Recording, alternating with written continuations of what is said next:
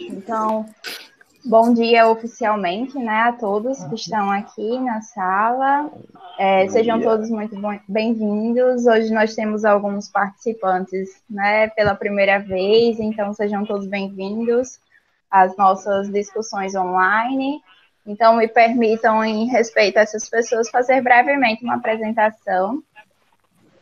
Gostaria só de pedir inicialmente para quem não está falando para mutar o microfone, para não dar ruídos, para melhorar a nossa comunicação. Pronto, só Valéria, falta mutar o microfone. Valéria, por gentileza.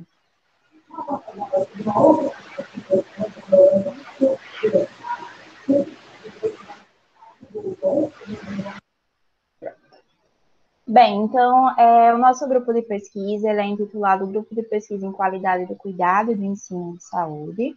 É um grupo de pesquisa da Escola de Saúde da UFRN. E semanalmente a gente vem fazendo discussões online e sextas pelas manhãs sobre temas relacionados à pesquisa científica. Foi um mecanismo que a gente encontrou de contribuir de alguma forma para a disseminação do conhecimento, né, durante esses tempos pandêmicos, e para a gente também não se desconectar e estar sempre valorizando a ciência, a universidade brasileira e está, né, contribuindo de alguma forma com os aprendizados. Antes da gente iniciar o nosso encontro de hoje, eu tenho dois recados, né, dois lembretes e informações para quem está participando da reunião. O primeiro delas, que eu queria já me desculpar, que deveria ter sido feito na semana passada, é parabenizar que nós temos uma nova professora doutora no nosso grupo de pesquisa. Então, a professora Lanúzia, ela defendeu recentemente, né, o seu doutorado, e aí a gente gostaria aqui de deixar registrado, né, a nova pesquisadora do Kaizen. Não sei se ela está por aí. Pronto, muito bem, Michel. Uhul, parabéns, viu, Lanúzia? A gente fica muito feliz pela sua conquista. Não tem emojis? Tem emojis lá. Depois a gente faz uma festa. Bom, gente, o segundo recadinho é com relação a uma decisão que a gente tomou com relação a essas reuniões online. A gente sabe que falar em tempo nesse período é uma coisa impossível, né? E por esse mesmo motivo, a gente decidiu tomar a decisão, de fato, né, de que essas reuniões elas vão contar formalmente para quem faz parte do nosso grupo de pesquisa. Então, quem ainda não era membro do grupo de pesquisa e participar ativamente das discussões online, isso vai ser considerado um critério para que a gente cadastre os membros do nosso grupo de pesquisa lá no diretório do CNPq. Para isso, a gente vai seguir o mesmo regimento que a gente já seguia, certo? Então, quem não conhece o nosso regimento, pode acessar o nosso Google Classroom, ele está lá disponível, e é importante que quem tenha esse interesse de ser membro efetivo do Kaizen, né, faça essa leitura, e lá vocês vão ver os critérios para se tornar um membro do nosso grupo de pesquisa, formalmente vinculado ao CNPq. De forma bem resumida, o critério que a gente utiliza, né, para além das contribuições dentro das atividades do grupo, é a assiduidade nas reuniões. Então, a participação de ao menos 3 reuniões seguidas, e se não puder participar, que justifique essa não participação, ela é um critério fundamental para se considerar, né, o membro do grupo. Então, a gente está fazendo o levantamento das frequências das nossas últimas reuniões, e as pessoas que já têm essa frequência e essa assiduidade, a gente vai entrar em contato, né, para avisar que a gente vai fazer o cadastro, perguntar, né, se tem interesse, para fazer o cadastro no diretório do CNPq, certo? Mas a gente queria deixar aqui registrado formalmente que essas reuniões agora, elas são reuniões formais registradas pelo nosso grupo de pesquisa. Acho que é isso, os dois recadinhos. Então, a gente vai começar, né, de fato, o nosso encontro de hoje.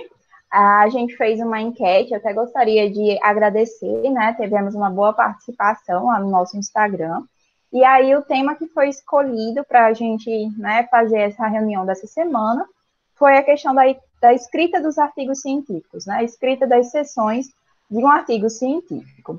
Esse tema ele vai ser subdividido em 3 reuniões. certo? Então, a gente vai ter a parte 1, a parte 2 e a parte 3. Hoje a gente faz a parte 1 e as duas, né, as próximas sextas-feiras. Então, hoje a gente vai falar de introdução e método. Na próxima semana, a gente vai falar de resultados e discussão.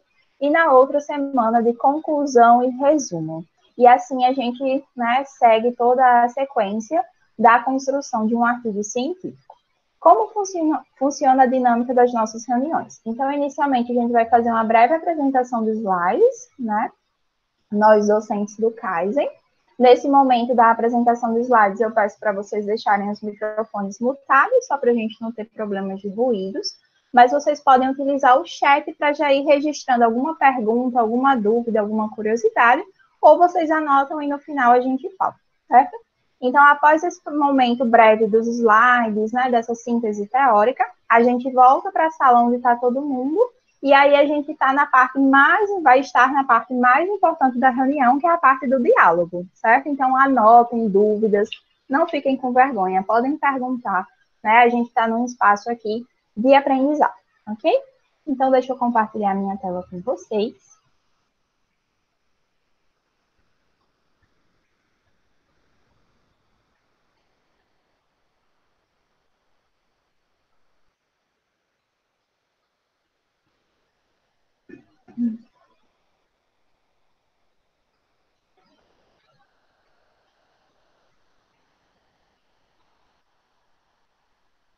Estão vendo os slides? Sim? Ok. Deixa eu só mutar o meu microfone.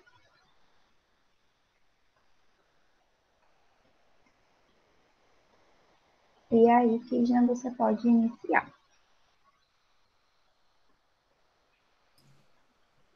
Ok, bom dia a todos e a todas, é um prazer estar novamente com vocês, né, discutir um pouquinho sobre pesquisa.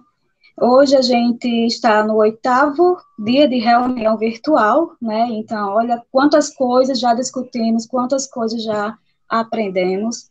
E só para fazer uma retrospectiva, então a gente já trabalhou questões sobre fichamentos, tipos de revisões, como construir protocolos, e hoje a gente vai iniciar, né, digamos, detalhar mais a construção de uma produção científica, certo? Então, quando a gente fala em produção científica, a gente precisa lembrar que no meio acadêmico existe um tipo de comunicação, como em todos os outros meios, né? Meio pessoal, social, comunicação científica, certo? Então, a comunicação científica nada mais é do que a propagação de conhecimentos, que pode ser de diversas formas. Esse momento, né, que estamos fazendo é um método de comunicação, né, científica a fim de construir conhecimentos. E isso, pessoal, é muito importante porque fortalece a ciência, né? E hoje, mais do que nunca, a gente vê a importância da ciência. Então, a gente vai entender o que é um artigo, primeiro, né? Porque tem muita gente, por incrível que pareça, tem uma confusão. Então, às vezes, o aluno chega para mim, professor, artigo não é a mesma coisa de TCC? Aí eu falo, depende, né? Então, vamos saber um pouquinho antes de adentrar nos elementos textuais, introdução e método, que a gente vai ver mais adiante. Então, eu não sei se eu me identifiquei, mas eu vou me identificar. Meu nome é Kisna, eu sou professora da Escola de Saúde, da UFRN, e atualmente estou vice-líder do grupo, ok? Então, Petra, eu não estou vendo os slides, mas eu estou aqui acompanhando pelo meu notebook, certo? Então, vamos lá. Vamos, artigo científico e tipos de estrutura, mas antes vamos entender o que é um artigo científico. Então, um artigo científico, como eu já comentei, é uma modalidade de comunicação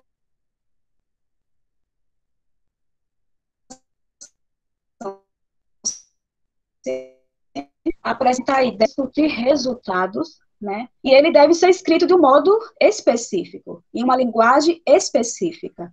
Então, a gente percebe que pode passar a pétala, eu acho, não sei se já está nesse slide da questão da escrita, então vocês vão ver que tem vários detalhes que precisamos estar atentos com relação à escrita científica, né? A gente não pode escrever um artigo da forma que a gente fala, às vezes, de modo coloquial. Tem alguns aspectos com relação a sinônimos que a gente também não pode adotar, vocês verão mais adiante. Então, essa escrita, ela precisa ser clara, concisa, né? Lembrar que a gente escreve para uma outra pessoa, e às vezes essa outra pessoa, ela não sabe nada do assunto. Então, tem muitas pessoas, pronto, a gente, por vezes, vai pesquisar assuntos que não é da nossa área, design, tecnologia. Então, essa escrita, ela deve permitir que eu entenda o que é uma tecnologia, o leigo precisa entender. Então, ela precisa ser concisa, ter encadeamentos de ideias, né, ser coerente, os parágrafos não podem ser soltos, então tem que ter um encadeamento, uma coerência. A leitura deve ser clara, não pode ser truncada, que às vezes a gente fala isso, a leitura truncada, você não entende muito, né, não compreende muito. E nada mais é também o artigo um produto de uma pesquisa, né? Então, essa pesquisa, ela pode ser uma pesquisa de campo, né? Uma pesquisa, um ensaio clínico, uma revisão reflexiva. Então, existem diversas pesquisas que vão resultar como produto, se você quiser, evidentemente, porque a gente sabe que diversas pesquisas, elas não vão produzir produtos porque os autores simplesmente não querem, né? Mas toda pesquisa pode sim gerar o produto, que é um artigo. Pode passar, Pétala. E no meio científico, nesse conjunto de comunicação científica que eu falei, a gente pode distinguir dois tipos de literatura. Então, vocês vão ouvir bastante, né, no meio científico, falar da literatura branca e a literatura cinzenta. Importante, o termo branco e o termo cinza não tem nenhum teor negativo e nem positivo, ok? Porque às vezes a pessoa pensa, literatura cinzenta é literatura sem nenhum fundamento, eu não vou ler porque não tem nada que presta, né? Não é bem assim, certo? Então, o que seria essa literatura branca? A literatura branca, ela é um tipo de literatura que tem fácil acesso, né? Ela é distribuída amplamente, né? Então, a gente pode citar os artigos. Então, hoje, né, com esse desenvolvimento das redes sociais, da internet de um modo geral, a gente tem mais facilidade em ver esses artigos, né, em ter esses conhecimentos. Então, a literatura branca, ela é um produto intelectual, ela passa, né, por uma edição, por vezes, então tem um editor, às vezes tem um cunho comercial também, né, a gente sabe que para publicar um artigo, a gente tem que pagar algumas taxas, porque para manter esse artigo na rede social também é caro, né, então, de um modo geral, a literatura branca, ela é de fácil acesso e de ampla distribuição. Então, a gente cita o artigo científico é uma literatura branca. Literatura cinzenta é bem diferente da literatura branca, né? Então, ela não tem fácil acesso, a distribuição dela é bem limitada, então, é difícil a reprodução. Geralmente, a gente encontra em bancos de dados, digamos, físicos, como a biblioteca, né? E aí a gente pode citar no nosso meio as dissertações, as teses, as monografias da vida, relatórios, pautas, enfim, diversos outros tipos de documentos que eles não são distribuídos amplamente. Então, é a literatura cinzenta. Como eu falei, o termo cinzento não quer dizer que é de baixa qualidade, jamais, né? Por vezes, quando a gente for, em outros momentos, discutir um pouquinho a Scope Review, a gente vai ver que a gente inclui a literatura cinzenta, porque a literatura cinzenta traz informações super pertinentes e a gente utiliza constantemente, né? Utilizamos livros também, às vezes, a depender do livro, ele pode ser considerado a literatura cinzenta, que nem todo livro está disponível, né? De modo eletrônico, digamos assim. Então, essas são as principais diferenças. Literatura branca, fácil acesso, geralmente redes sociais. Agora, uma coisa importante, nem toda literatura branca ela é gratuita, certo? Então, ela está lá na rede social, mas ela não é gratuita.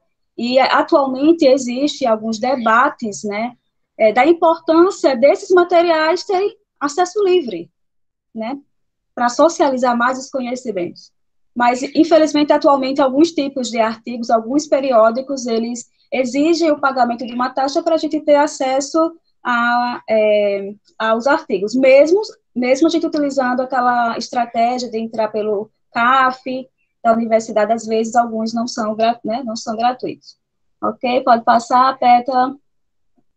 E aí, pessoal, se a gente for avaliar, são várias as formas de construir um artigo, diversos tipos de artigos, certo?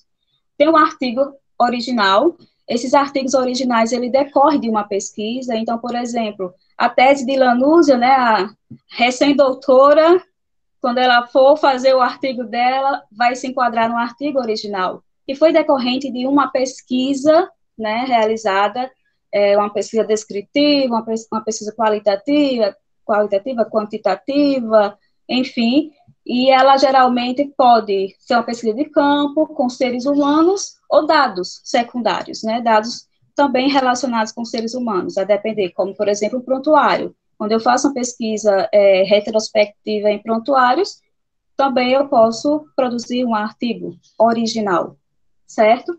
Artigo de revisão, a gente já discutiu, né, existem diversos tipos de revisão, então, o nosso dado principal são as literaturas, né, são os tipos de estudos, a bibliografia, então, são artigos que a gente desenvolve em bases de dados, como a gente viu anteriormente. Tem os artigos de relato de experiência, então ela decorre, né, como o próprio nome diz, de relatar uma experiência que se vivenciou.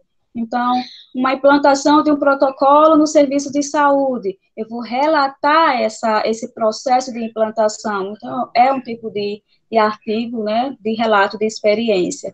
E os artigos de reflexão. Então, a gente pode, sim, né, refletir sobre determinado aspecto. Geralmente, esses artigos, a gente utiliza um referencial teórico. Então, por exemplo, eu posso fazer uma reflexão sobre o ensino atual à luz de Paulo Freire, né? Então, geralmente, a gente faz esses links com referenciais teóricos filosóficos, né? Então, é um artigo bem aprofundado, é bem interessante, e ele traz essa reflexão à luz de autores, ok? Pode passar. E o artigo, né, quem já teve acesso ao artigo sabe que ele possui diversos elementos, que a gente chama de elementos textuais. Hoje, vocês podem até perguntar, mas por que a gente não começa com título e resumo? A gente vai explicar mais adiante, né? Mesmo sendo os primeiros elementos textuais, a gente deixa por último. Porque eu não posso fazer um resumo se eu não tenho resultados em discussão e nem tenho conclusão, não tem lógica eu fazer um resumo disso. E o título, às vezes, a gente faz um apanhado geral depois que finaliza o artigo, né, e aí a gente faz, né, as conexões corretas e delimita bem o título. E hoje a gente vai se aprofundar um pouquinho em dois elementos textuais importantíssimos: introdução, né, que aí você vai vender o seu peixe. Se a introdução não estiver boa, meu amigo, nem adianta, que eu acho que muitos aqui nem vai finalizar o seu artigo, certo? Então, é o momento que você vai contextualizar, as meninas vão explicar mais adiante. E o método, que como a gente falou em reuniões anteriores, a gente vai utilizar muito o nosso protocolo de pesquisa, né? Tá lá, o método tá lá no protocolo de pesquisa. Pronto, então, iremos agora ver algumas dicas, né, sobre essas redações dos elementos textuais que eu apresentei para vocês. Bom dia a todos, todos me ouvem? Bom, vou me apresentar um pouquinho, né, só para os que são recém-chegados. Eu sou Cristiane, pode me chamar de Cris, faço parte do Kaizen e sou professora da escola, tanto de gestão hospitalar, como do curso técnico em enfermagem e demais cursos. Então, seguindo o raciocínio que a professora Kisna estava falando, a gente vai falar agora um pouco sobre a parte que introduz o artigo. É um elemento de suma importância, porque é nele que você vai realmente dizer a que veio o seu artigo, né? Pode passar, Petra, por favor. Então, vamos lá. A apresentação do artigo científico, ela deve ser sempre de forma atrativa, chamativa. Por quê? Porque a partir desse período, desse momento que você está escrevendo, é onde você vai conseguir juntar elementos principais que caracterizem a sua pesquisa, a sua temática. Então, se o leitor, ele começa a escrever, se o leitor começa a ler a sua introdução e ela não chama nem um pouco a atenção dele, e isso já vai fazer com que ele não queira ler o restante do seu artigo. Então, ela deve ser atrativa, porém, ela deve ser breve. Você contextualiza os principais pontos da sua temática, elenca os principais elementos, que seriam a questão de pesquisa e o objetivo do seu artigo, e vai contextualizar. Por que ele é um problema? Por que você quis estudar esse artigo? Como está esse problema, essa temática da pesquisa em sociedade ou em outras pesquisas científicas? Importante dizer que a introdução, apesar dela iniciar o artigo, ela muitas vezes não é o primeiro elemento que ela é escrito, porque a gente segue o nosso protocolo de pesquisa, coleta os dados, se for o caso, uma revisão integrativa da literatura, faz a metodologia, às vezes faz até, inclusive, os resultados, e depois que parte para a introdução. Porque a partir desse momento, você já tem uma leitura mais aprofundada ainda da sua temática, né? Então, as finalidades principais da introdução.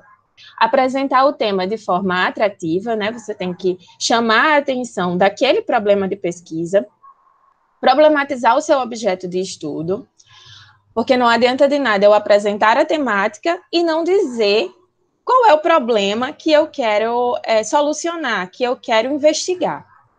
Justificar o estudo descrevendo as potenciais contribuições para o estudo, né? Apresentar a questão norteadora e apresentar o objetivo. Importante isso, porque alguns artigos, algumas revistas, dependendo da norma, ela não coloca a questão norteadora como o elemento principal da introdução. Entretanto, existem protocolos que a gente segue para se escrever uma introdução bem feita, bem elaborada, e que coloca que a questão de pesquisa é um elemento fundamental para se estar na introdução.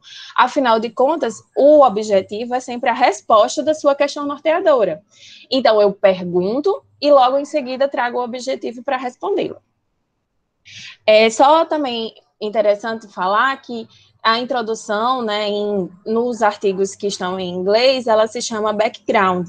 E background, ele tem uma série de significados, como pano de fundo, antecedentes, contextos, circunstâncias, que é exatamente isso que a gente traz, esses elementos na introdução, né? A temática do meu artigo, eu vou trazer todo esse pano de fundo que está na literatura apresentada. Pode passar, Pedro. Então, a estrutura da introdução. A gente segue sempre uma sequência lógica, porque eu não posso primeiro colocar, por exemplo, a questão norteadora e depois eu contextualizo. Então, a gente vai seguindo uma sequência lógica da temática para dar o encadeamento de ideias e a gente poder apresentar de forma sistemática, atrativa, né? Mostrando outras experiências, mostrando o contexto que está esse problema na pesquisa científica. Então, a primeira parte dela é a contextualização da temática. Eu tenho que apresentar o tema, colocar parte dos elementos principais gerais para os mais específicos. Sempre eu começo delimitando o problema de forma ampla. Então, por exemplo, eu quero fazer uma pesquisa do Rio Grande do Norte, mas eu começo tratando essa temática como ela está no Brasil, de uma forma geral. E depois eu vou afunilando para os espaços. Ou então eu quero fazer uma pesquisa sobre a equipe de enfermagem, somente sobre os técnicos de enfermagem.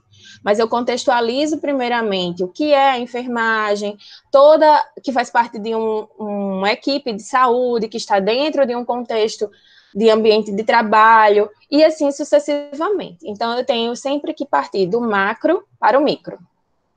Depois, eu trago a problematização. Depois que eu contextualizei a minha temática, eu vou problematizá-la. De que forma? Eu vou trazer por que eu quero estudar aquela determinada temática. Então, eu começo a discutir elementos que necessitam de reflexão sobre o objeto de estudo.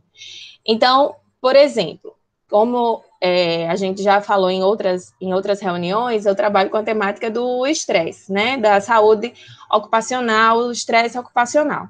Então, eu vou contextualizar de uma forma geral o estresse e depois eu vou problematizar por que isso é importante eu estudar. Porque traz uma série de consequências para a saúde do trabalhador e isso pode repercutir de uma forma ou de outra na sua qualidade de vida no ambiente de trabalho. Então, eu problematizei. Depois eu vou justificar. Por que eu tenho que justificar? Porque eu tenho que dizer, matar a cobra e mostrar o pau. Eu tenho que dizer que eu problematizei, está aqui o problema, e eu estou justificando por que eu quero estudar aquele problema. Então, eu apresento os principais aspectos que justifiquem a realização do meu estudo. E isso eu já tenho pensado amplamente, se é um estudo viável, consigo realmente realizar esse estudo nesse contexto que eu quero estudar. Então, eu vou justificar o meu estudo, apresentando sempre as potenciais contribuições daquele estudo para uma determinada categoria profissional, para aquela temática, e assim sucessivamente. A partir depois da justificativa, eu vou apresentar a minha questão norteadora e, por último, o objetivo, né? É importante também lembrar que, algumas vezes, a gente elabora essa introdução com esses passos, e nesse mesmo passo eu posso fazer um sumário comentado. O que seria esse sumário comentado? É você elencar os principais tópicos da sua temática. Então, por exemplo, na contextualização, o que eu tenho que trazer na contextualização para aquela determinada temática? Na problematização, o que eu tenho que trazer que problematize aquela determinada temática? Justificativa e a questão norteadora e o objetivo já fazem parte do nosso protocolo, que já deveria estar previamente escrita. Pode passar, Pedro. Então, eu trouxe aqui um exemplo de um artigo. Ficou pequenininho, mas é só para a gente mostrar realmente como ele fica escrito. A introdução, como falei no início, ela deve ser breve, né? Então, ela não é uma introdução que você vai escrever 3, 4 páginas em um artigo científico, né? Artigo científico é sempre uma coisa mais breve. Então, contextualiza o primeiro, mais uma vez o estresse na minha vida, falando lá da contextualização, que o termo estresse foi usado pela primeira vez, eu digo o que é aquele termo, quais são os elementos que ele está inserido, a problematização, já 2 parágrafos de contextualização ou um, e problematizo. Desse modo, o estresse encontra-se intrinsecamente relacionado com o ambiente de trabalho, então eu começo a problematizar essa determinada temática. Depois dessa problematização, que eu posso, inclusive, trazer outros artigos que já fizeram pesquisas com essa determinada temática e salientar por que ele é tão importante de ser estudado. E antes da questão norteadora, eu justifico. Nesse sentido, para melhor compreender tal e tal ponto, eu vou lá apresentar a minha questão de pesquisa. Coloco a questão de pesquisa e logo em seguida coloco o meu objetivo. É isto? Foi. Não, tem mais. Então, só retomando alguns pontos. Deve ser breve, sempre, 1,5 páginas no máximo. Claro que se você for fazer outro tipo de trabalho acadêmico, que não é o nosso foco nessa reunião, ela é bem mais longa, mas ela segue sempre os mesmos passos. Deve ser baseada em autores, sempre, apresentando conceitos do tema e discussões atuais. Você tem que colocar, se for uma pesquisa se for uma temática, por exemplo, que vários autores tratam com conceitos diferenciados, você tem que dizer qual é o autor que você vai seguir, Por exemplo, segurança do paciente. Às vezes, a OMS traz um conceito, quando vai para a cartilha da Anvisa, ela já está com um conceito um pouquinho diferente, porque é fonte de tradução, então você tem que dizer qual é a referência que você está seguindo, né? Qual é o autor que você está seguindo. E sempre finalizar com a questão de pesquisa e com o objetivo. Se no início eu sempre começo com uma contextualização da temática, ao final eu sempre que tenho que trazer por que eu quero estudar, né? Qual é o meu problema principal da pesquisa. E pensando no artigo, o que a revista espera da sua introdução? Porque muitas vezes esse artigo chega lá na mão do revisor e quando ele vê alguma determinada falha, por exemplo, assim na sua introdução, não é tão atrativa assim, esse artigo ele pode acabar indo já para outro destino, que não a continuação da revisão. Então, o que se espera? O que a revista espera? É uma temática relevante? Quanto aos aspectos teóricos e ou aplicação, então ela vai dizer sim ou não, né? O trabalho apresenta a questão norteadora, justificativa, revisão de literatura, que é esse conhecimento aprofundado dos autores, pertinência e profundidade, ela vai colocar adequado, não adequado e em parte.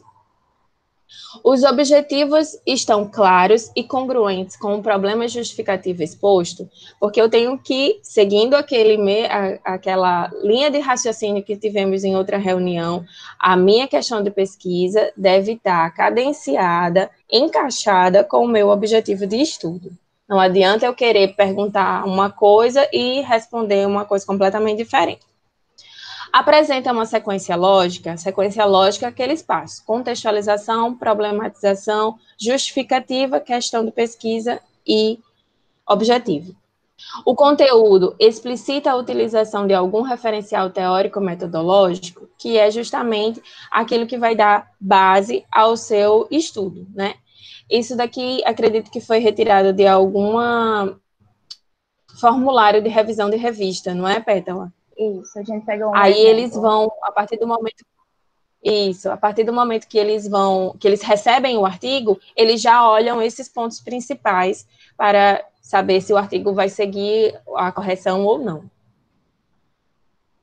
Pode passar. Método. Pronto. Então, seguindo, né, na construção do artigo, a gente vai falar um pouquinho agora sobre a seção método, né, uma das seções que necessitam ser mais detalhadas, né, quando a gente fala em artigo científico. Então, né, vamos dar algumas dicas de redação dessa seção, que a gente está aqui chamando de método, mas já chama a atenção de vocês, de que é uma das seções que existem vários sinônimos, né? Então, tem gente que chama de material e método, tem gente que chama de procedimentos metodológicos, tem aquelas revistas que ainda, né, utilizam aquela nomenclatura que, em geral, a gente não usa mais, que é a metodologia, que a gente entende que metodologia é o que a gente está fazendo aqui, né, estudando métodos, mas, em geral, essa seção a gente tem chamado de método, né? Mas o mais importante é você seguir as normas daquela revista que você vai submeter o seu estudo. Então, vamos falar um pouquinho sobre essa seção chamada método. Então, o método, gente, ele, como, né, eu já adiantei, ele precisa ser um detalhamento dos passos, né, metodológicos escolhidos na sua pesquisa. Lembrar que, diferentemente lá do nosso protocolo de pesquisa, que a gente já falou em reuniões anteriores, agora a sua pesquisa ela já foi colocada em prática. Então, tudo que você descreve no seu método, ela está no passado, tudo está no passado. Então, os verbos que no seu protocolo de pesquisa estavam no futuro, agora, quando você transformar isso num texto no seu método, tudo precisa estar relatado, né, no passado. Classicamente, né, um bom método ele precisa conter esses 6 elementos. Se vocês seguirem essa ordem desses 6 elementos, vocês não vão esquecer de nada extremamente relevante para a descrição do seu método. A ordem desses elementos vai depender, né, das normas da revista. Tem algumas revistas que pedem para começar com os aspectos éticos, né? Então, tem algumas normas que podem se diferenciar, mas o mais importante é que todos esses elementos estejam no método. de forma lógica, né, se você não tiver uma definição da revista, que você precisa começar por esse ou por esse elemento, a forma mais lógica de escrita é seguir essa sequência que está aí exposta no slide. Então, a gente começa falando do tipo de pesquisa, né? Então, qual o tipo de pesquisa que foi realizado. Depois, a gente descreve o local do estudo, onde que essa pesquisa foi feita. Depois, a gente fala com quem essa pesquisa foi realizada, que seria a população, a amostra, no caso de pesquisas quantitativas, ou os sujeitos, no caso das pesquisas qualitativas. Depois, a gente descreve em detalhes como essa coleta de dados foi realizada, que seriam os procedimentos de coleta de dados. Depois, a gente fala como que os dados que foram coletados foram analisados, que seriam os procedimentos de análise dos dados. E, classicamente, finaliza, né, falando dos aspectos éticos que foram seguidos, sobretudo para aqueles estudos realizados com seres humanos. Então, eu vou falar só um pouquinho mais detalhadamente sobre o que vocês devem colocar em cada um desses elementos. O primeiro subtópico, então, do método é o tipo de pesquisa, né? Esse é o mais breve, né? Em uma frase, a gente descreve qual foi o nosso tipo de pesquisa, não mais que isso. Então, basicamente, a gente vai utilizar aquelas duas classificações, né? Que são clássicas, que é a classificação da pesquisa de acordo com o objetivo, então, se ela é descritiva, exploratória, experimental, e a classificação da pesquisa de acordo com a abordagem, né? Então, se ela é qualitativa, quantitativa ou mista. Isso não é uma regra, é importante colocar, certo? Se você seguir outra classificação, não tem problema nenhum, desde que você nos diga qual foi o seu tipo de pesquisa. Mas, classicamente, a gente usa essas duas classificações, né? Então, trata-se de uma pesquisa descritiva com abordagem qualitativa? Isso seria suficiente para eu já descrever o meu tipo de pesquisa. Em geral, a gente sugere que se apresente uma citação sobre o tipo de pesquisa. No artigo científico, não cabe aquela citação de fato, né? Uma pesquisa descritiva, ela é isso, isso e isso. Não é disso que a gente está falando. Mas, por vezes, as revistas, elas pedem que a gente faça a citação do referencial que a gente está utilizando. Então, por exemplo, eu coloco, trata-se de uma pesquisa descritiva, e aí eu coloco só o númerozinho da citação do que eu estou compreendendo como pesquisa descritiva. Então, eu cito, por exemplo, o Carlos Gil lá, e com abordagem qualitativa, coloco só o númerozinho, né, da citação daquilo que eu estou compreendendo como uma pesquisa qualitativa, certo? Então, quando a gente fala desse referencial do artigo, a gente não está falando de vocês escreverem um parágrafo falando do que é uma pesquisa qualitativa, mas sim citar um autor, né, que me fale, para mim, enquanto leitora, enquanto revisora do seu artigo, qual referencial teórico-metodológico você está seguindo. Isso é muito importante, por vezes esquecido, mas muito relevante, né, num artigo científico. Então, como vocês viram, o tipo de pesquisa é uma frase, certo? Uma frase com uma citação do referencial metodológico que você está seguindo. Após isso, no mesmo parágrafo, a gente já vai falar do nosso local de estudo, certo? Então, onde que essa pesquisa foi feita? Basicamente, a gente faz no mesmo parágrafo mesmo. Então, trata-se de uma pesquisa descritiva qualitativa realizada no âmbito da Escola de Saúde da UFRN, certo? Então, naquele mesmo parágrafo, eu já fui para o meu segundo elemento, que seria o meu local de estudo. Então, nesse local de estudo, é interessante que, brevemente, você traga algum aspecto interessante para o leitor compreender. É sempre importante lembrar da dica que a professora Kisna deu lá no início. A gente nunca escreve para a gente. Lembrem que sempre que a gente escreve um artigo científico, a gente está escrevendo para o outro. E a gente tem que levar em consideração que o outro não conhece aquilo que eu estou descrevendo. Então, eu preciso escolher os elementos essenciais para aquele leitor compreender onde está localizada a escola de saúde, né? Se eu estou falando da escola de saúde. Então, a escola de saúde é uma unidade acadêmica que oferta cursos técnicos e tecnológicos na área da saúde. Então, eu vou trazer os principais elementos, certo? Aquilo que é interessante e que vai influenciar, né, para o leitor compreender o contexto daquela realidade. Isso é uma coisa breve também, certo? Não é uma dissertação. Lembrem, é um artigo. Então, brevemente, eu vou descrever os pontos principais, né, que são necessários para compreender aquele cenário. Após isso, eu vou descrever com quem essa pesquisa foi realizada, né, que seria a descrição dos sujeitos. E aí é importante, para além de escrever, para além de descrever quem foram esses sujeitos, eu descrever quantos, né? Então, vamos supor que eu estou naquele mesmo parágrafo ainda, certo? Trata-se de uma pesquisa descritiva, qualitativa, realizada com 10 docentes da Escola de Saúde da UFRN. Vejam que no mesmo parágrafo eu já trouxe as 3 informações iniciais, certo? Quando eu falo, né, dos sujeitos de pesquisa, é extremamente importante que se coloque os critérios de inclusão e de exclusão, certo? Então, esse é um aspecto fundamental, que aí já seria um segundo parágrafo, né? Então, para ser incluído na amostra, foi estabelecido como critério de inclusão. E aí a gente coloca os critérios de inclusão e exclusão. Com relação a esse subtópico chamado sujeitos, a gente vai ter algumas diferenças quando a gente está descrevendo uma pesquisa quantitativa e quando a gente está escrevendo uma pesquisa qualitativa, certo? Por quê, gente? Para as pesquisas quantitativas, existem sim alguns critérios mais rígidos de definição de amostra, né? Porque a gente busca em uma pesquisa quantitativa representatividade.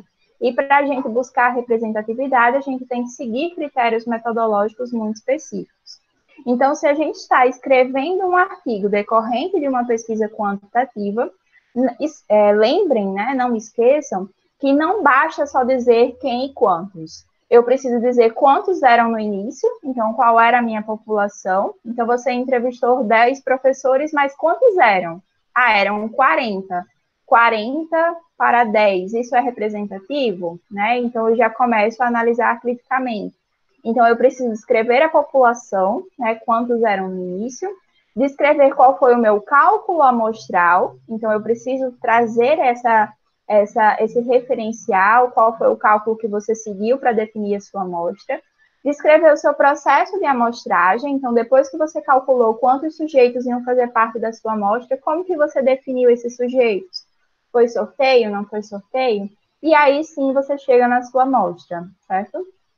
Então, é muito importante para as pesquisas quantitativas que haja esse detalhamento do processo de definição da amostra. Isso é algo cobrado. Muitos artigos quantitativos, eles voltam de avaliações, porque falta esse parágrafo detalhando como se definiu a amostra da sua pesquisa. Os critérios de inclusão e exclusão, eles são para os 2 tipos de artigo, não importa se é quanto ou quali, em ambos a gente precisa descrever, certo?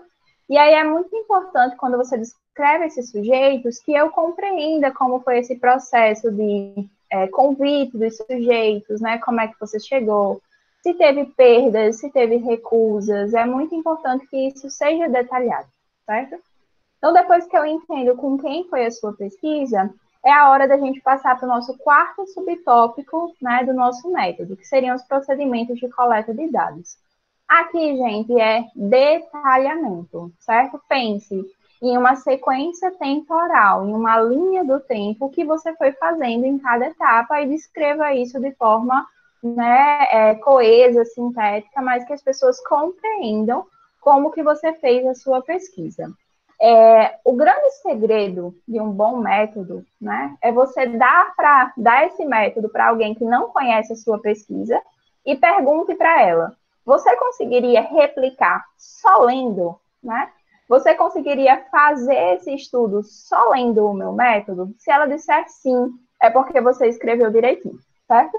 Então, essa, digamos assim, é a prova de fogo de um bom método. Uma pessoa que não conhece a sua pesquisa deve ler e conseguir replicar em qualquer ambiente apenas pela sua descrição escrita, certo? Então, o que eu vou colocar nos meus procedimentos de coleta de dados? Quando os dados foram coletados, como foram coletados, com quais técnicas, com quais instrumentos, quem coletou, onde foi essa coleta, se foi entrevista, qual foi o tempo médio dessa entrevista, se teve gravação, se essa entrevista foi no próprio ambiente de trabalho. Se você utilizou algum formulário, qual foi esse formulário, como ele era composto, por quantas questões, de qual tipo, essas questões elas foram validadas, você fez um teste piloto, enfim, eu preciso compreender em detalhes, né, o seu procedimento de coleta de dados. Isso daqui, obviamente, vai depender de cada estudo, né, não tem um padrão. O padrão é descreva em detalhes tudo aquilo que você fez, de forma que alguém consiga replicar o seu estudo. Esse é o objetivo do método. Após isso, a gente vai para a descrição dos procedimentos de análise dos dados, né? Então, como que os seus dados eles foram tratados e analisados. Muitas pessoas esquecem de descrever o processo de tratamento dos dados, que é diferente da análise, não façam, né, não cometam esse esquecimento. Então, lembrem, eu coleto os dados e entre o coleta e análise tem uma etapa no meio que a gente chama de tratamento. Então, se eu estou fazendo, por exemplo, uma pesquisa quantitativa, que eu usei um formulário, aquelas respostas do formulário, elas vão precisar, antes de serem analisadas, compor um banco de dados, né? Então, essa etapa do banco de dados, da planilha, de quem digitou, se houve conferência, isso é o processo de tratamento que precisa ser descrito. Vamos para o outro lado, a pesquisa qualitativa. Eu fiz uma entrevista. Entre eu fazer a entrevista e analisar os dados dessa entrevista, também tem no meio um processo de tratamento. Então, quem transcreveu, né, foi no mesmo dia a transcrição? Essa transcrição, ela voltou para o sujeito para ele conferir? Então, o processo de tratamento, ele também precisa ser descrito no artigo. Por vezes ele é esquecido, mas ele precisa ser descrito, certo? Porque é no processo de tratamento que a gente tem a qualidade desses dados sendo considerados. Então, não esqueçam dessa descrição. E a análise, você vai descrever qual o procedimento, qual o referencial você utilizou, né, para analisar os seus dados. Lembrar que se você está numa descrição de um artigo que teve dados quant e dados qual, é preciso que você descreva o processo de análise de cada um deles, certo? Vai ser um pouquinho mais complexo, mas precisa descrever, né, diferenciar como é que foi o referencial de análise de cada um desses tipos de dados, certo? E, por fim, o nosso último parágrafo, classicamente o último parágrafo do método, é a gente mencionar os aspectos éticos, né? Então, se foi pesquisa com seres humanos, a gente sempre faz a menção, né, a resolução de pesquisas com seres humanos, e necessariamente tem que colocar a questão da aprovação, né, da apreciação ética pelo Comitê de Ética, com menção ao número e data do parecer consubstanciado, é importantíssimo que isso seja colocado, e o número do certificado, né, de aprovação também, que é a ACAE. Então, no caso de pesquisas com seres humanos, esse vai ser o seu último parágrafo, e a gente até comentou em reuniões anteriores que mesmo que não seja uma pesquisa com seres humanos, é interessante que o pesquisador ele demonstre preocupação com os aspectos éticos, e mesmo que eu fiz uma revisão de literatura, eu colocaria um último parágrafo, né, falando que não foi necessária apreciação ética, porque eu trabalhei com dados de domínio público, né? Então, esse breve parágrafo já mostra para um leitor que eu sou um pesquisador que me comprometo eticamente, né, com a pesquisa. Então, só seguindo aquela mesma lógica, né, que a professora Cristiane apresentou, aqui a gente trouxe um exemplo de um método, né, de um artigo publicado.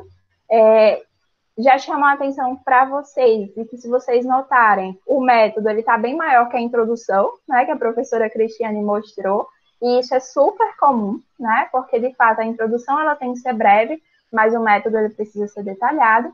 E eu vou só mostrar para vocês que nesses 3 elementos aqui, né, mostrados do método desse artigo, a gente consegue identificar aqueles 6 elementos que a gente acabou de conversar. Então, no primeiro parágrafo, eu apresento o meu tipo de estudo, o meu local, né? Então, trata-se de um estudo descritivo, de abordagem qualitativa, participaram docentes do curso técnico, da universidade e tal, né? Então, já coloquei o local. Depois eu vou começar a descrever os meus sujeitos, né? Então, critérios de inclusão, critérios de exclusão, como é que eles foram considerados. Depois eu começo a descrever em detalhes os procedimentos de coleta, desde o convite, né, dos sujeitos, como é que isso foi feito. Depois eu falo dos meus procedimentos de análise. Então, antes dos procedimentos de análise, percebam que eu falo da transcrição, né? Então, as falas dos grupos focais foram transcritas, até que eu fale como foi essa análise. E o meu último parágrafo, né, são os aspectos éticos, mencionando a resolução, mencionando o parecer, número da CAI, data do parecer, certo? Então, aqui eu tenho em uma introdução os 6 elementos necessários para o detalhamento desse método. E aí, com relação à escrita, né, diferentemente da introdução que a gente tinha por cunho abreviado, na escrita do método, vocês poderiam nos perguntar, certo? Vocês falaram que na introdução é, em média, 1,5 páginas que a gente usa para escrever uma introdução. E no método, quantas páginas eu tenho que usar? Aí a resposta vai ser a quantidade de páginas suficiente para você descrever em detalhes um método que possa ser replicado, certo? Então, não tem uma regra de tamanho para o método. O que importa é que você use quantas páginas forem necessárias para a compreensão de todo o processo metodológico. Nada pode ser omitido no método, certo? Até as perdas, até aquilo que deu errado, que foi difícil, precisa ser descrito, porque isso é extremamente importante para um leitor que queira replicar o seu método. Lembrar que ele pode ter outras nomenclaturas, né? Então, isso daí a gente não quebra a cabeça, certo, gente? É seguir norma da revista. Mesmo que você não concorde com o nome procedimentos metodológicos, se você vai submeter numa revista que chama de procedimentos metodológicos, não tem o que fazer. Então, siga as normas da revista. E aí, cada uma, de fato, não tem um padrão, né? Aí a gente colocou alguns sinônimos, mas você encontra até outros e outros e outros. E lembrar que a ordem dos subtópicos ela pode diferir também, como eu já falei para vocês, né, depender das normas da revista. Mas em uma primeira escrita, a dica que a gente dá para vocês é siga essa ordem, né, dos 6 elementos, que vocês não vão esquecer de nada importante de ser descrito. E aí, seguindo aquele mesmo, né, exemplo, esse é de fato um formulário de análise real de artigo científico, né, de uma revista indexada da área da saúde. E aí, só para vocês verem, né, o que se espera de um método, né, o que a revista, quando o revisor ele recebe o seu artigo, o que ele vai analisar. E aí, os tópicos que tem, né, nesse formulário é o material e métodos ou metodologia está adequado ao tipo de estudo, né? Então, para além de verificar também a questão escrita, né, se você descreveu tudo, quando a gente recebe um artigo para avaliar, a gente também avalia a adequação, certo? Então, não é só escrita. A gente vai avaliar, por exemplo, se você está você está escrevendo um artigo quantitativo e você me fala que usou alguns testes estatísticos, cabe a mim, avaliador, também verificar se a sua escolha ela foi correta, certo? Então, eu não vou avaliar apenas escrita, eu também vou avaliar a adequação. Um outro ponto sempre tocado pelas revistas são os aspectos éticos, né? Então, isso precisa estar descrito. Então, preserva os aspectos éticos é um outro tópico de análise. A referência à aprovação em comitê de ética e pesquisa, e se descreve a metodologia utilizada com clareza, né? Esse tópico 14 aí, que está nesse slide, é basicamente tudo, né? Então, a gente vai avaliar se essa descrição ela está adequada e se ela é clara, né? Qualquer dúvida, ela vai ser solicitada ao autor que seja descrita melhor, tá? Bom, eu acho que quanto à parte inicial, né, de slides era isso, e agora a gente volta lá para essa linha, para a gente fazer o nosso diálogo, né, com dúvidas. Então, podem voltar os microfones. Não sei se tem algum dos docentes que gostaria de iniciar, enquanto o pessoal...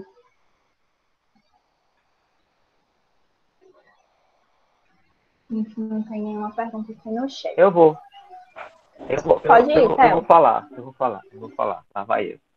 É porque a gente fez um sorteio, gente, aí, geralmente nos sorteios de sala de aula, a gente se sorteia por das apresentações, né, quando a gente é aluno, só que aqui a gente se sorteou para ver quem ia apresentar, porque todo mundo, né, queria conversar um pouco com vocês, passar um pouco de experiência, e isso é bom, eu acho isso muito interessante, porque, né, a importância que a gente dá para estar aqui com vocês, conversando, tentar colocar um pouco, né, e como a gente se dá bem dentro do grupo, graças a Deus.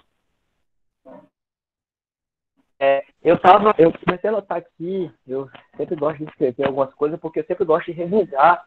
Não é porque a gente está dentro de um grupo de pesquisa que a gente não revisa ou estuda, ou refaz ou passa alguma coisa quando a gente vai fazer nossas produções, né? Constante. graças a Deus, a gente está em constante produção, né? Então, a gente sempre revisa algumas coisas. E eu acho interessante que, quando a gente coloca esses pontos, algumas pessoas desenvolvem alguns métodos que são peculiares a você, mas que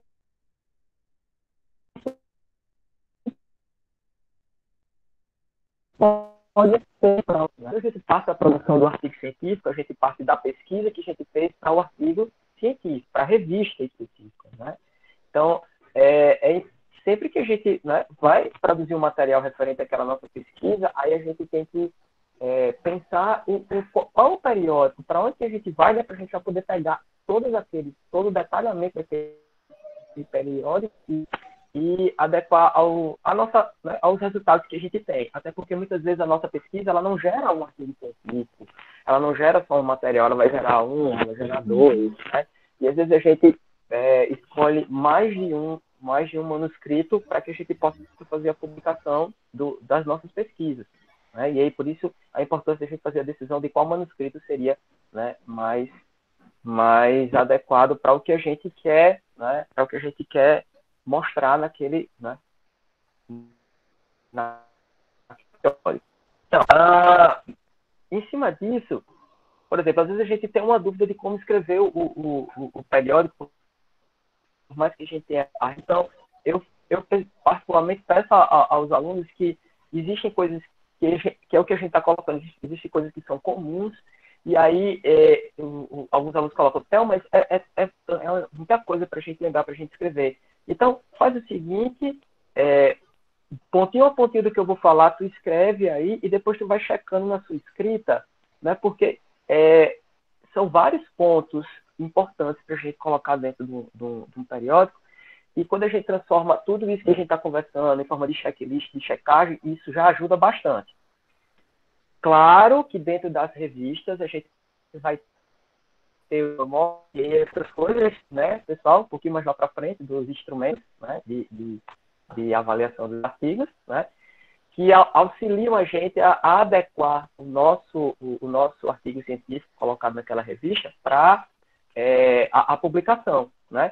Mas, por exemplo, sempre que há um artigo nosso, um manuscrito nosso, ele vai para avaliação, ele passa primeiro por um processo de adequação, saber se aquele material está adequado para depois ser submetido a uma avaliação mais criteriosa, né?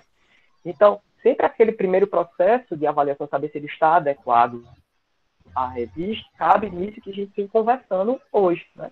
Então, eu acho que se a gente tem alguma dúvida, pontua isso em forma de papelzinho mesmo, para passar, né, para colocar, checar naquilo que você está produzindo, né?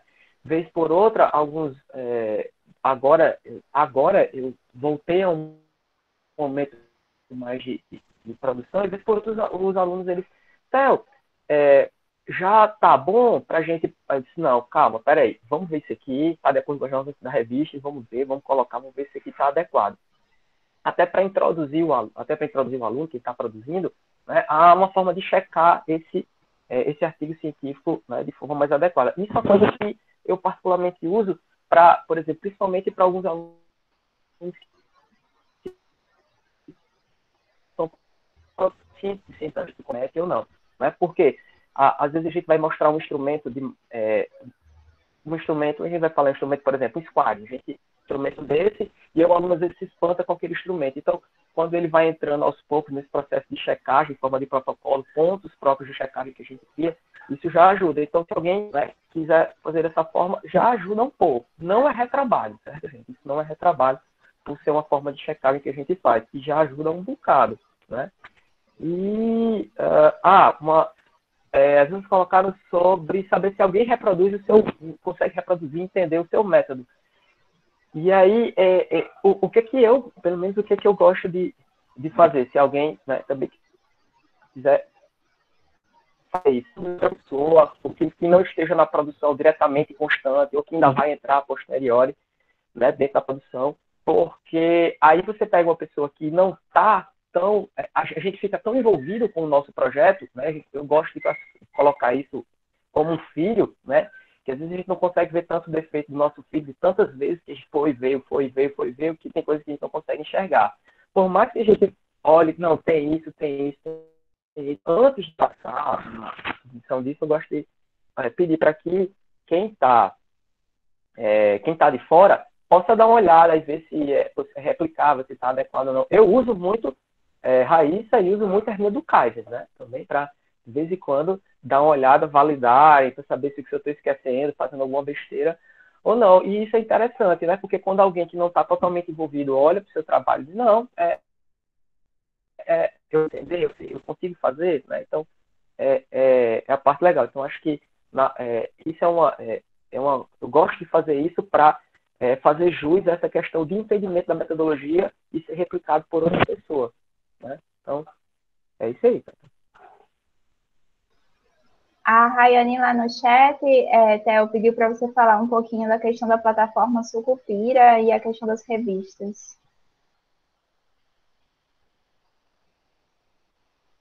E a Rayane? Eu nem tinha visto, né? Vamos lá. Se eu esquecer alguma coisa, a menina complementa, né? Então, muitas vezes, quando a gente está iniciando, a Rayane está colocando isso, porque a gente passou por isso agora, né? A gente está produzindo, retirando material de uma dissertação e produzir ele para algumas revistas. E aí fica aquela coisa. Eu não lembro agora, me desculpe, meninos, Petro, aqui, né, a gente vai discutir, a gente chegou a pensar nisso, nessa discussão de escolha do periódico? Eu não lembro agora. Eu acho que a gente pode, inclusive, adicionar, né? Não tínhamos pensado, mas faz sentido como uma quarta reunião dessa sequência. Eu acho importante, porque normalmente até para escolher a revista, sabe? Você saber como os moldes, né? De como a revista pretende pedir o seu método. Então, às vezes a navegação da Sucupira, ela não é tão fácil para quem não está familiarizado. Às vezes, falar de qualis, para quem está em iniciação científica, falar de qualis às vezes é grego, para quem não sabe ainda, né? Então, eu acho importante falar dessa parte de qualis, onde procurar revista, essas coisas. Tá anotado. Legal. Valeu, Renan. A gente pensa aí um momento mais colocando um pouco do que a Rayane trouxe, a gente está passando por isso, né? E a gente tem a plataforma Sucupira hoje, né? Que a gente tem é como se fosse uma qualificação dos periódicos, ele vai qualificar, né? Vai dar uma caracterização a partir da área em que ele está, né? E que ele representa, e também, digamos assim, o potencial e a qualidade daquele periódico. Então, pode classificar ele de B até A, e aí tem suas estratificações. 1, 2, 3, A1, A2, e hoje tem isso como para livros e outros tipos de publicações, né? Vai ter material, aí a gente vai precisar escolher aonde submeter e o porquê submeter. Se eu vou escolher uma revista com qualis, né, com, digamos, a qualidade, né, digamos assim, a qualidade daquela revista de B ou de A, o que é que diferencia uma revista que é B? O que é que traz a diferença disso? O meu?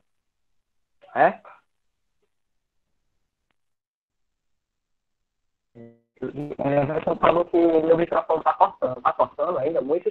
Tá um pouquinho, Théo, mas já para compreender. Então vamos lá. Certo? Então, a escolha é interessante que a gente também comece a pensar na produção científica, escolhendo esse tipo, o periódico a partir disso. Então,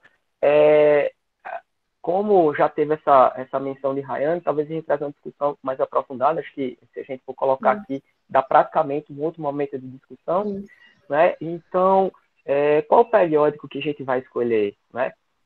Qual qualis e qual área eu quero publicar aquilo ali, e qual qualis que eu quero atingir para a minha área de pesquisa, né? Porque eu posso querer atingir um qualis para a minha área de pesquisa de enfermagem ou de saúde coletiva, e o periódico que eu escolher, ele pode trazer um qualis baixo para aquilo ali, mas ele pode ter um qualis mais alto para outra área, né? Então, a gente tem que ver qual qualis que eu estou escolhendo, né? Então, tem um objetivo para a nossa publicação, né? A gente tem que saber se a metodologia que a gente desenvolveu, o tipo de estudo que a gente desenvolveu, a inovação que a gente desenvolveu, né? Ele é possível uma publicação em um qualis mais elevado, né? Agora travou. Agora, a visão de escolher também... Travou? Voltou, pode continuar.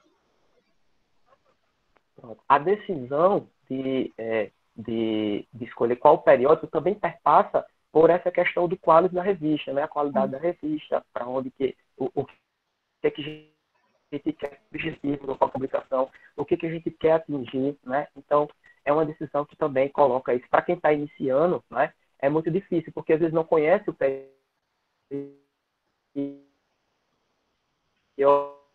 pode trazer essa iniciação também para essas pessoas, né? Não é que a gente... eu costumo colocar para os meninos que eu peço para eles darem uma procurada primeiro, para eles darem uma analisada, e depois eu colocar com relação àquilo, até para que eles possam começar a entrar nessa área, porque essa escolha é importante, né? É interessante a gente ver isso.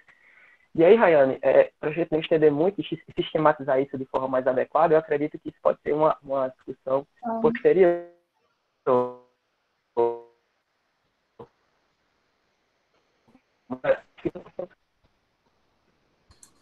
Também acho bem importante, porque quando eu iniciei cientificamente, assim, começar, né, nas iniciações científicas, quando se falava, por exemplo, em qualis, eu ficava voando, qualis? Eu não sabia que existia uma nota para as revistas, né, e aqui algumas revistas, elas recebem alguns tipos de artigos e outros não. E aí eu fui pesquisar o que era. E eu acho importante falar para quem está na iniciação dessas questões. Foi uma ótima dica e a gente já adicionou aqui na nossa programação como a quarta reunião dessa sequência de artigos, né? E, de fato, tem algumas dicas que a gente pode dar na escolha da revista, né? Até algumas dicas pessoais mesmo, né? Que a gente utiliza, enfim. Pode deixar que já está anotado. Eu vi que Raíssa se inscreveu, só antes responder uma pergunta que tem lá no chat da Vilma com relação aos conflitos. Certo, Antônio Carlos? Depois da Raíssa eu passo para você. A Vilma perguntou com relação a conflitos de interesse, né? Que todas as revistas elas pedem para a gente clarificar se a gente tem conflito de interesse. Esse conflito de interesse, Vilma, existem vários, né? A maioria deles, assim, são de cunho comercial. Então, por exemplo, a revista ela quer saber, quando você submete o artigo, se você pode ter algum conflito com relação aos dados ali apresentados. Então, por exemplo, né, está bem alta os estudos acerca da efetividade dos medicamentos, né? Então, por exemplo, vamos supor que quem está escrevendo o artigo, né, relacionado à efetividade desse medicamento é o dono do laboratório do medicamento. E aí a gente tem uma possibilidade de um conflito de interesse gigante, porque ele tem interesse que aquele medicamento ele seja efetivo para ser vendido, entendeu? Então, essa clarificação dos conflitos de interesse é para que o avaliador, o leitor, saiba se a pessoa que escreveu aquele artigo pode ter influência sobre a produção dos dados em termos de interesse, se ele pode ter, digamos assim, manipulado os dados por interesse próprio, entendeu? Então, eu preciso clarificar se eu não tenho interesse nenhum, se eu não tenho nenhum conflito de interesse acadêmico, comercial, e tem vários tipos. Eu dei o exemplo do comercial porque é o mais gritante, digamos assim. Mas tem vários tipos, e aí a gente precisa, já na submissão, deixar claro que a gente não tem esse conflito. Ficou claro? Na verdade, seria sim, totalmente, um respaldo, né, para a revista, por exemplo. Ótimo. E, inclusive, nas declarações que a gente assina deixando isso formalmente registrado, que eu não tenho conflito, né? Isso precisa ser escrito. Então, vou passar a palavra para a Raíssa e depois para o Antônio Carlos. Olá, gente, bom dia. Inicialmente, parabéns, pessoal, pela exposição de hoje. Eu acho que mais clara do que foi, não poderia ter sido. E eu só gostaria de fazer uma ressalva com algumas chaves que começam a virar na nossa cabeça quando a gente começa a ler e estudar e discutir mais. E esses momentos, destacar o quanto esses momentos em grupo aqui do CAIS têm sido produtivos para nós todos, né?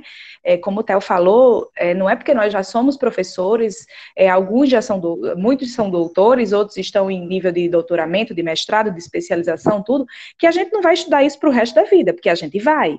Porque a ciência, as metodologias, elas vão se atualizando. E aí, para mim, eu queria compartilhar com vocês aqui hoje uma das grandes coisas que mudou na minha cabeça já agora, depois dessa reunião. Inclusive enquanto orientadora. Algo que a gente costuma, quando um aluno chega para a gente com um tema, aí a gente diz, leia e escreva sobre o tema. Entende? E, na verdade, depois que a gente começa a conviver com essa forma de abordar a pesquisa que especialmente vocês trazem, meninas, a gente percebe que uma pesquisa, um artigo que venha de uma pesquisa ou não, essa questão da introdução, que você falou aqui, a introdução não necessariamente ela vai ser escrita no primeiro, entende? E aí a gente tendo um protocolo bem delimitado, que nesse protocolo eu tenho o meu tema, minha questão de pesquisa, meu problema, eu tenho meus objetivos, eu posso depois facilmente trabalhar uma introdução de forma até com maior qualidade. E o que me destacou, assim, me chamou a atenção, e aí eu queria perguntar para vocês realmente, que vocês colocam assim, que depois que eu tenho os meus resultados até, né, eles construídos, eu vou ter tido o maior aporte daquela literatura para discuti-los, e com isso eu posso trazer melhor a minha introdução.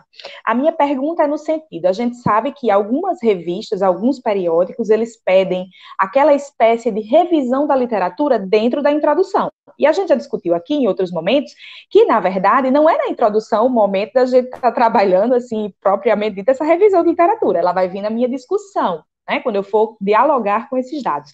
E em que medida, como é que eu posso dizer assim, acho que vocês já até um pouco explicaram na contextualização lá da introdução, mas é uma linha muito tênue ou não, para não ficar repetitivo a introdução com o que eu tenho lá na minha discussão?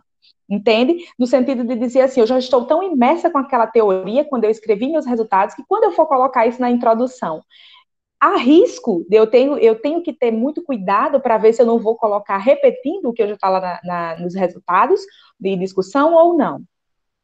Era só isso. Perfeito. Só antes de passar para Antônio Carlos, eu acho que já responder, e aí se as meninas quiserem complementar, eu também podem ficar à vontade. De fato, a questão da ordem de escrita, gente, ela não coincide com a ordem, né, do artigo lá. Mais uma vez, só deixar claro, gente, que o que a gente está expondo aqui para vocês e trazendo essas discussões são experiências pessoais. O que nada tem a ver o que é certo e o que é errado, certo? É o jeito certo escrever assim? Não, a gente está expondo a nossa experiência, né, daquilo que para a gente dá certo e que é mais benéfico, certo? Mas não tomem como uma verdade absoluta que toda vez que vocês forem escrever um artigo tem que ser assim, certo? Mas por experiência própria, né, e aí as meninas, a gente escreve muito parecido, né, então acho que elas seguem as mesmas coisas. Particularmente, a primeira sessão que a gente escreve é um método, porque o método eu tenho o meu protocolo pronto, eu transformo ele, né, em um texto, então é a primeira sessão do artigo que a gente escreve. Depois a gente escreve os resultados, porque é aquilo que eu coletei, né? Eu ainda não preciso ler ninguém, eu estou descrevendo os resultados da minha pesquisa. Depois dos resultados, eu escrevo a discussão, né? Porque é o embasamento teórico dos meus resultados e que vai fazer total diferença do que eu vou escolher colocar na minha introdução. Porque se a introdução ela é o momento da venda do peixe, né? Como a professora Kisna falou, de eu convencer as pessoas de ler o meu artigo, chamar a atenção para os aspectos principais. Se eu não sei ainda o que eu discuti, o que eu coloquei nos meus resultados, como é que eu vou chamar a atenção, né? Como é que eu faço a propaganda se eu não tenho um produto, né? Então, é nesse sentido que a gente escreve a introdução por último, né? Então, basicamente, a ordem seria método, resultado, discussão, introdução e conclusão, ou conclusão e introdução, isso, né, não faz muita diferença, certo? Mas, de fato, se eu escrevo primeiro a introdução, eu tenho muito mais esse risco que a professora Raíssa colocou, de ter uma introdução repetitiva com a discussão. Mas se eu escrever primeiro a discussão e agora eu sei o que eu tenho que chamar a atenção na introdução, isso não acontece, certo?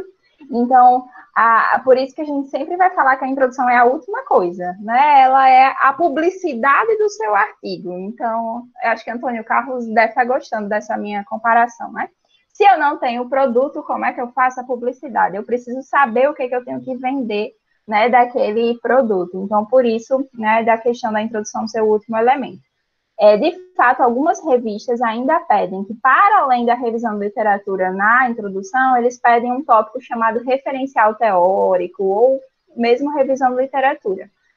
Não é uma sessão que a gente costuma escrever rotineiramente, mas se a revista pedir, é aquela história, gente. Se a revista pedir, a gente não tem o que fazer, a gente tem que ir lá e escrever. A gente tenta trazer só os conceitos bases, sabe, Raíssa, para não ficar repetitivo quando a gente tem essa sessão. Então, a gente até coloca, né? Então, nessa sessão serão apresentados os conceitos base adotados nesse estudo. E aí coloca só os elementos, assim, bem fundamentais mesmo. Então, na maioria das vezes, os alunos têm essa dúvida, né? De como não ficar repetitivo a introdução com a discussão. E aí, a dica que a gente dá é, de fato, você entender a funcionalidade dessas duas sessões, que são totalmente diferentes. Então, se na sua discussão você tem essa funcionalidade, né, da discussão com a literatura, de trazer os avanços, de fazer esse elemento, na introdução o seu objetivo é totalmente diferente, é apresentar atrativamente, né, a sua proposta, certo? Então, por isso que não fica repetitivo se você entender a funcionalidade de cada uma das sessões. Théo, você quer falar? Quero. Fala, a gente pode passar para Antônio Carlos. Eita, desculpa. Não, então continue, depois eu coloco. Então, pode falar, Antônio Carlos. Bom dia a todos, professores. É uma honra estar aqui com vocês. Hoje não esperava esse banho de conhecimento que os senhores estão me passando aqui. E é fundamental para aqueles alunos que estão se formando como eu, no meio dessa pandemia, estar aprendendo. Praticamente a professora Raíssa já respondeu, parece que ela leu minha mente ou minha expressão, em relação à introdução, que eu creio que todo mundo que está agora escrevendo o TCC está com essa mesma dúvida, e eu estou só repassando aí para os orientadores, para nos passar como os orientando. É como não deixar a introdução se tornar redundante. Por exemplo, às vezes eu tenho a impressão que eu estou escrevendo algo, quando eu vou ler um bloco anterior, eu escrevi praticamente a mesma coisa, eu não chego na conclusão, entendeu? Aí a professora Raíssa, ela deixou muito claro isso, como não chegar, esse tipo de objetivo. Então, foi praticamente isso a minha dúvida, de como não deixar a introdução redundante. Somente isso, professora. Muito obrigado. Ok. Theo, então, e depois Cris.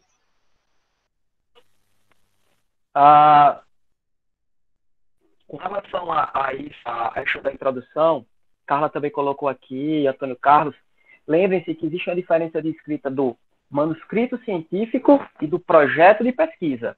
Você não tem como escrever os resultados de um projeto de pesquisa, o qual ainda vai ser aprovado por um comitê de ética, e depois escrever a introdução, né? Então, existe essa sequência, a gente está falando da sequência aqui de produção de manuscrito científico, que é diferente da sequência de produção de um projeto que vai ser submetido ainda à avaliação no comitê. Que aí sim, você precisa expor uma introdução. Tudo bem você escrever o método, porque, inclusive, é interessante a gente fazer, lembrando de projeto de pesquisa, é interessante a gente definir o que é, quando a gente tem o tratado, a gente consegue fazer com clareza, melhor, claro, a introdução. Mas, nesse caso, ninguém escreve resultado para depois voltar para a introdução, né? Então, são lógicas que a gente está colocando aqui, a lógica da produção do manuscrito científico.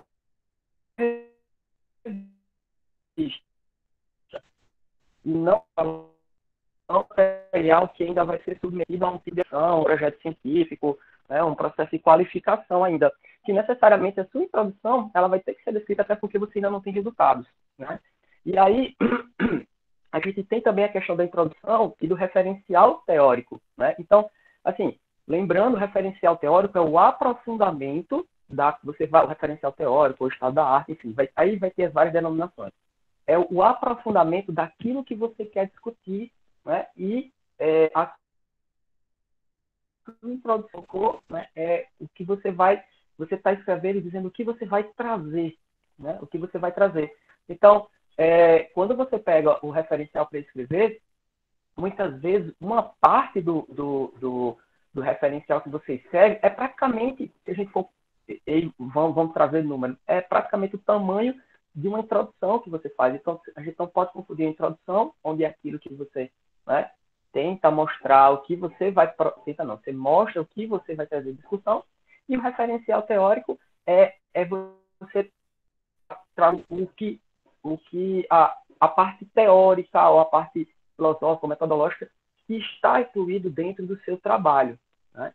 Então, vamos também diferenciar produção do manuscrito científico, quando você já passou por todo esse processo anterior de uma produção de um trabalho, de uma tese, de uma dissertação, de um TCC, e aí quando você vai para o seu artigo científico, você já tem um espelho daquele seu artigo científico. Então, aí sim, artigo científico, você pode partir da metodologia, aí sim, os resultados, a discussão, voltar para a introdução. Aqui, você não tem como fazer introdução, ter os objetivos, ele poder ser analisado e saber se vai seguir, ou por uma qualificação do seu trabalho, do seu programa, enfim, ou por um comitê de ética, ou por uma validação de um protocolo, enfim. Né? Então, a gente tem, né, uma diferença entre produção daquele material, né, que é a sua pesquisa inicial, e a gente tem a produção do manuscrito científico. Cris.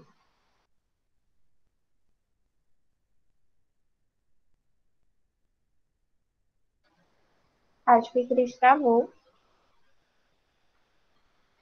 Está congelado. Bom, gente, é exatamente isso. É muito importante, quando Cris voltar, é só falar, Cris, que aí eu passo a palavra para você. É muito importante essa diferenciação entre os trabalhos científicos, certo? Então, lembrem que nessa sequência das 3 reuniões, e que agora são 4, com a sugestão de Rayane, a gente está falando da produção do artigo científico. O artigo científico, inclusive, focado no artigo original, certo? Porque os outros tipos de artigo têm estruturas diferentes. Então, a gente vai focar no artigo original, que é aquele artigo decorrente da pesquisa, que tem uma estrutura bem própria, certo? Então, não generalizem tudo que a gente está falando de escritas, de introduções, de métodos para qualquer tipo de trabalho. A estrutura científica dos trabalhos científicos, ela é semelhante, mas a depender do produto, se é um artigo, se é um TCC, se é uma dissertação, se é uma tese, todos esses tipos de estudo que eu falei têm introduções, mas a forma de escrita da introdução de cada um deles é totalmente diferente, certo? Acho que Cris voltou. Eu descongelei agora. Então, gente, é só rapidinho acrescentar um tópico que na introdução, que facilita muito a nossa escrita, é a realização, fazer um sumário comentado, que naqueles pontos de contextualização, problematização, colocar tópicos, subtópicos, do que eu quero delinear da minha temática. Então, na contextualização, apresentação da temática, eu vou expor conceitos, deixar o problema mais aberto, né, do macro sempre para o micro. Aí, na contextualização, na problematização, vou expor o problema. E, muitas vezes, quando a gente, nos artigos científicos, claro, quando a gente já tem escrito os resultados e a discussão, a gente já sabe onde colocar o dedo na ferida, ou em que ponto eu tenho que problematizar diretamente aquele artigo. E, ao final, eu justifico porque que eu quero fazer a aquela problematização, respondendo a minha questão norteadora e o objetivo. Então, o sumário comentado é uma dica que ele facilita muito a nossa escrita, colocar os subtópicos do que eu quero apresentar na minha introdução, né? Pronto, era só isso. Perfeito. Então, eu acho que, né, a gente vai se encaminhando para o encerramento e, de fato, percebam que em todas as reuniões a gente vai falar da importância do planejamento, certo? E o planejamento não só, né, da pesquisa enquanto método, então, por exemplo, de você fazer um protocolo de pesquisa, né, que a gente já teve uma reunião sobre o protocolo de pesquisa, mas o planejamento também da sua escrita, certo? Então, essa dica do sumário comentado, ela é essencial. Então, uma coisa que a gente, né, indica para vocês, agora vocês já sabem quais tópicos tem que ter na introdução, quais tópicos tem que ter no método. E lembrem, esses tópicos, eles são imaginários, certo? Então, não significa que você vai subdividir a sua escrita nesses tópicos, mas sim escrever um texto corrido baseado nessa estrutura. Então, agora que eu já sei o que tem que ter na introdução, o que tem que ter no método, esquematize antes de escrever. Porque esse esquematizar antes de escrever, planejar a escrita, vai lhe trazer muito mais segurança, né, para que você não esqueça de pontos fundamentais. Eu vi que a Débora perguntou, todos os tópicos, aqueles tópicos da introdução precisam estar na introdução de um artigo científico? Sim. Uma boa introdução segue aqueles 5 tópicos e um bom método segue aqueles 6 tópicos, certo? Então, fica como dica para vocês. Então, na nossa próxima reunião, que vai ser na próxima sexta-feira pela manhã, a gente vai dar continuidade nessa discussão. A gente vai falar das próximas 2 sessões do artigo, que são resultados e discussão, certo? Então, antes da gente finalizar, eu vou só pedir para quem puder liberar as câmeras para a gente tirar aquela foto clássica no final, a foto para a lista de frequência da reunião de hoje. Quem puder, Diomara aí a caráter. Oi, Diomara, bom te ver. E aí, Michel, dá para liberar? Débora, Carla, Fernandas, Lanúzia.